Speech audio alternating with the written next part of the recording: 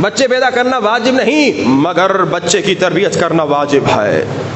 بچے پیدا کرنا واجب نہیں مگر بچے کی تربیت کرنا واجب ہے. اور کل آپ نے سنا کہ جو شخص بچے کی تربیت نہیں کرتا خود نماز پڑھتا ہے مگر جہنم میں جاتا ہے. خاتون حجاب کرتی ہے مگر جہنم میں جاتی ہے. کیوں؟ کیونکہ بچی کو حجاب نہیں سکھایا, کیونکہ بچے کو نماز نہیں سکھائی. اور آج میں ایک حدیث سنانے والا ہوں, بڑی خطرناک حدیث ہے, اطاعت رسول سے کنیکٹڈ ہے, بہت ضروری حدیث ہے اور بہت سخت حدیث ہے.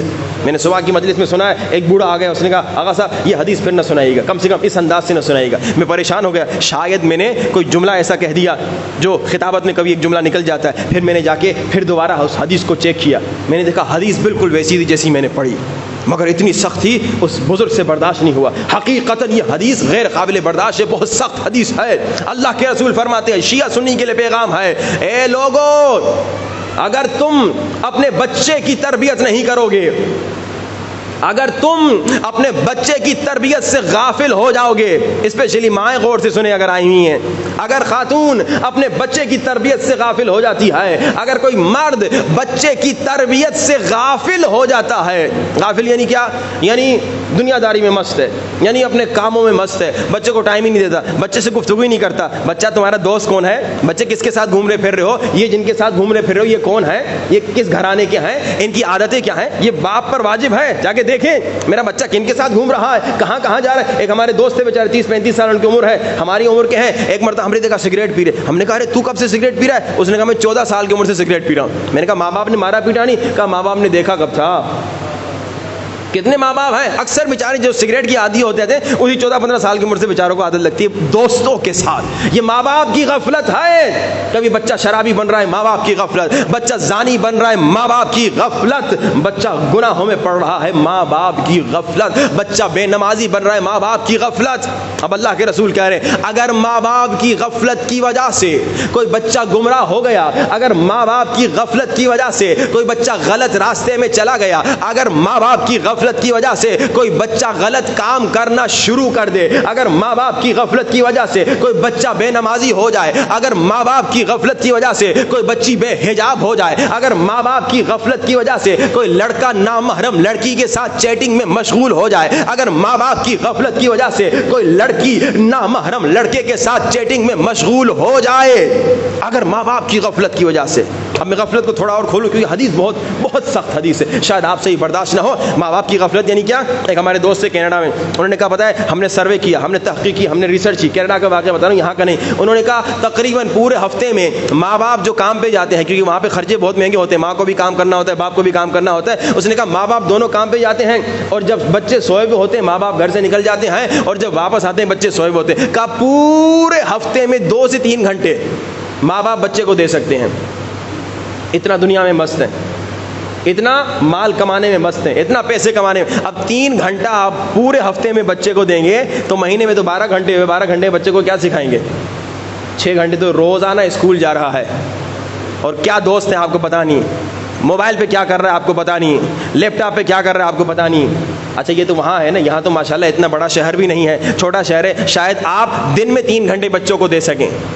واجب ہے اگر آپ دیکھ رہے ہیں کہ دن میں 3 گھنٹے آپ دے سکتے ہیں, 3 گھنٹے بچوں کو دی, بچوں کے ساتھ کھیلیے, بچوں کو ٹائم دیجیے, ان کے ساتھ گفتگو کیجیے.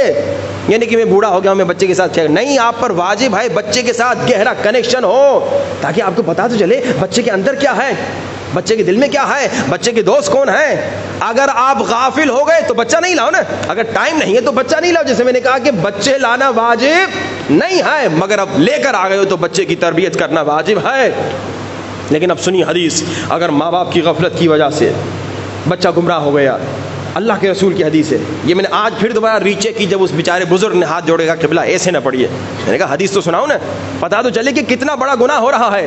میں نے ابھی کیا کہا, عشق رسول شیعہ کے دل میں بھی ہے, سنی کے دل میں بھی ہے, تو اطاعت کرو نا. عشق یعنی اطاعت, علی سے سیکھو اطاعت. علی نے کہا جان جاتی ہے تو جائے, نماز جاتی ہے تو جائے, مگر اطاعت رسول نہیں جائے. اطاعت سیکھیے.